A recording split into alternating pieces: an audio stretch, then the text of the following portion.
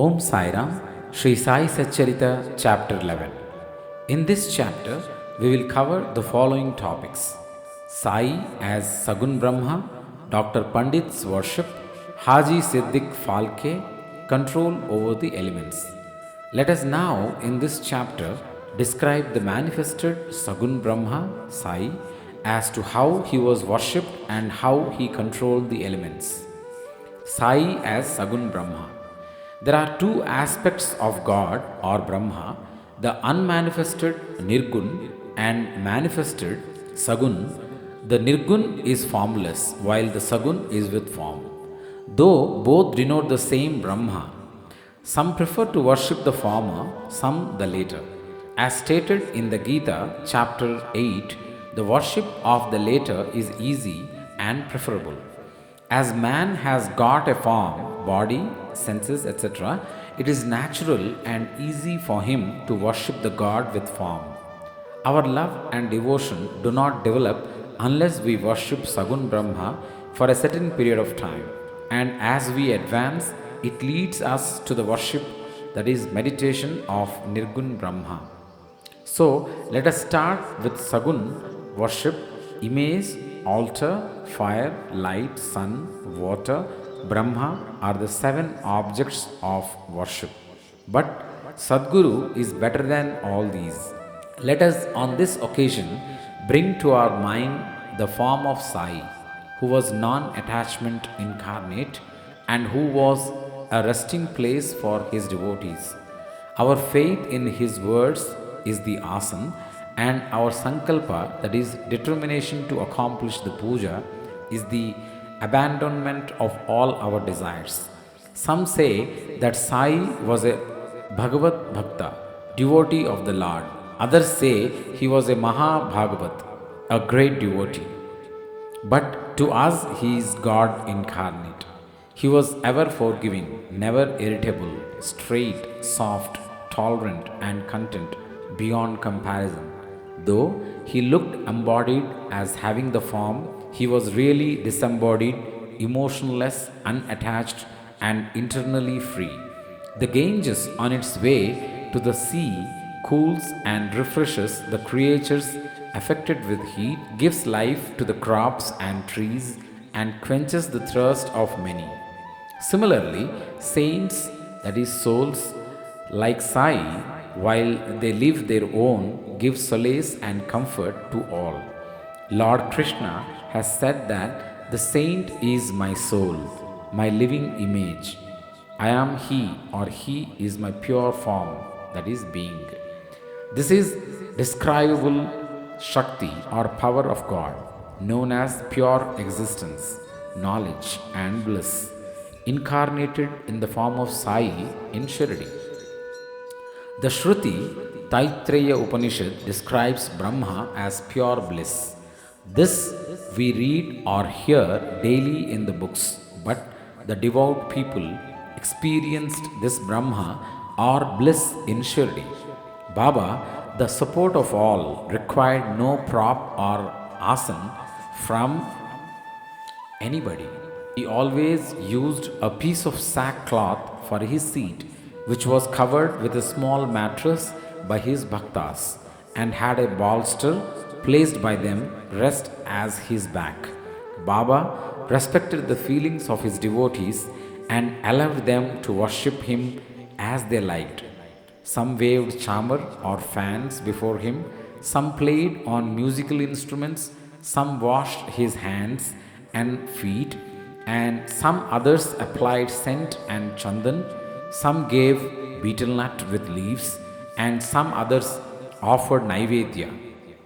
This all pervasiveness of his was daily experienced by his devotees. Our humble prostration to this all pervasive Sadguru. Dr. Pandit's worship. One Dr. Pandit, a friend of Tatya Sahib Nulkar, once came to Shirdi for Baba's darshan. After saluting Baba, he sat in the masjid for some time.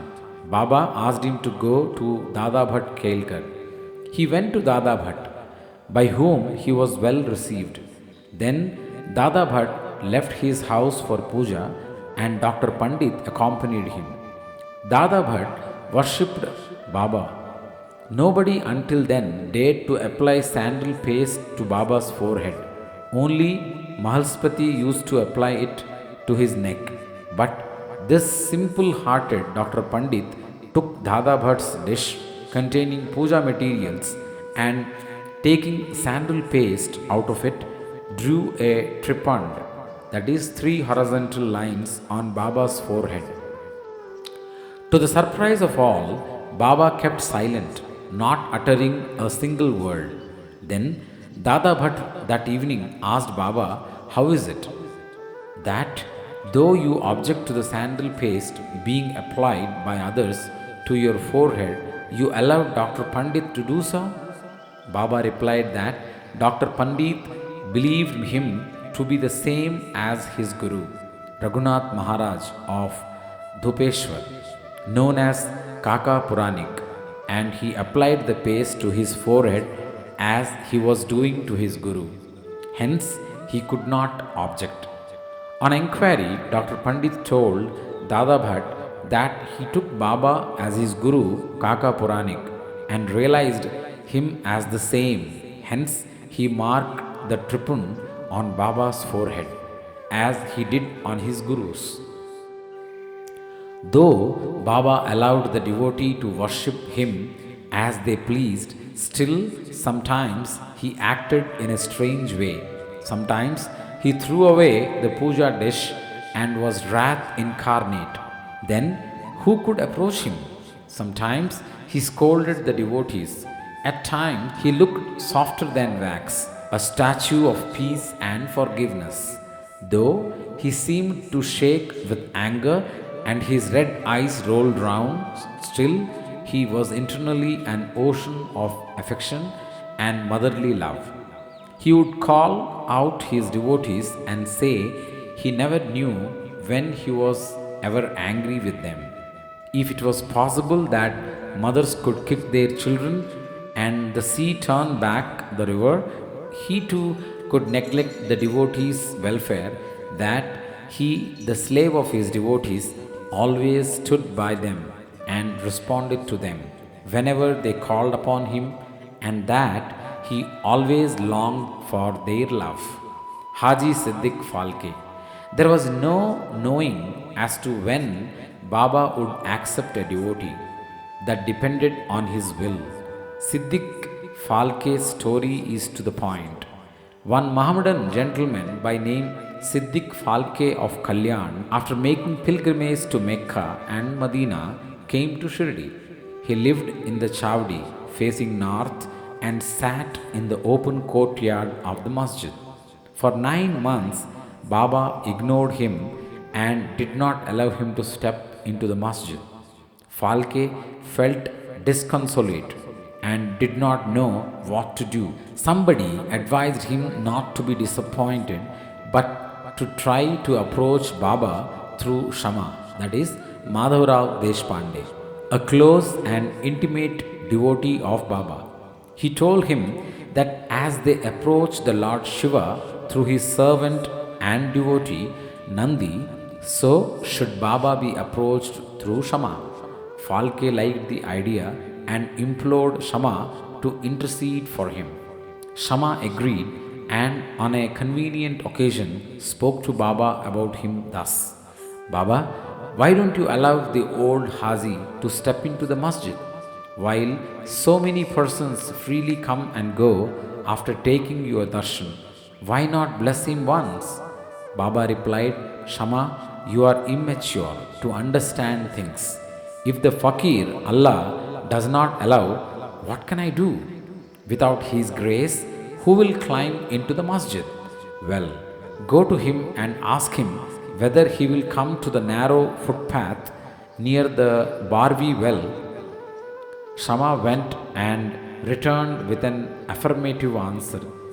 Again Baba said to Shama, "Ask him whether he is willing to pay me the sum of rupees 40,000 in 4 installments." Shama went and returned with the answer that he was willing to pay even 40 lakhs. Again Baba said to Shama, we are going to cut a goat in the masjid. So ask him whether he would like to have its meat, haunch, or testicles of the goat. Shama returned with the answer that the Haji would be happy to receive a small crumb from Baba's Columba mud pot. Hearing this, Baba got excited and with his hands threw away the earthen jars and Columba and straightway advanced to the Haji and lifting his kafni up in arms said, "Why do you brag and pose yourself as an old Haji? Do you read Quran like this? You are proud of your pilgrimage to Mecca, but you do not know me." Being thus scolded, the Haji was confounded. Baba then went back to the masjid, purchased a basket of mangoes, and sent them to the Haji. Then again Baba went to the Haji and taking out rupees 55 from his pocket, gave them in Haji's hand. Henceforth, Baba loved the Haji, invited him for meals, and the Haji thereafter came into the masjid whenever he liked. Baba gave him at times some rupees, and thus the Haji was enrolled in Baba's darbar. Baba's control over the elements. We shall close this chapter after describing two incidents showing Baba's control over the elements. Once at evening time, there was a terrible storm at Shirdi. The sky was overcast with thick black clouds. Winds began to blow with great force. Clouds roared and lightning began to flash, and rains started pouring in torrents. In a short time, the whole place was flooded with water. All creatures, birds, beasts, and men got terribly frightened, and they all flocked to the masjid for shelter. There are many local deities in Shirdi, but none of them came to their rescue.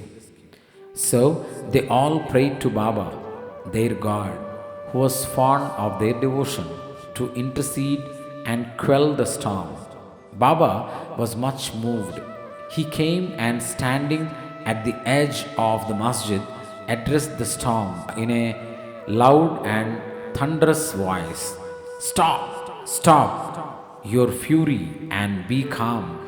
In a few moments, the rain subsided, the winds ceased to blow, and the storm came to a stop.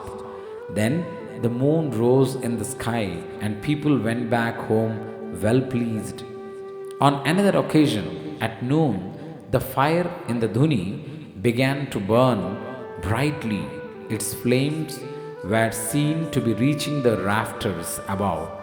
The people who were sitting in the masjid did not know what to do. They dared not to ask Baba to pour water or do anything to quench the flames.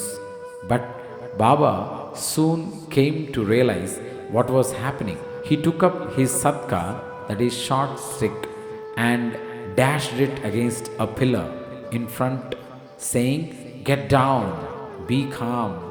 At each stroke of the satka, the flames began to slow down, and in a few minutes the dhuni became calm and normal.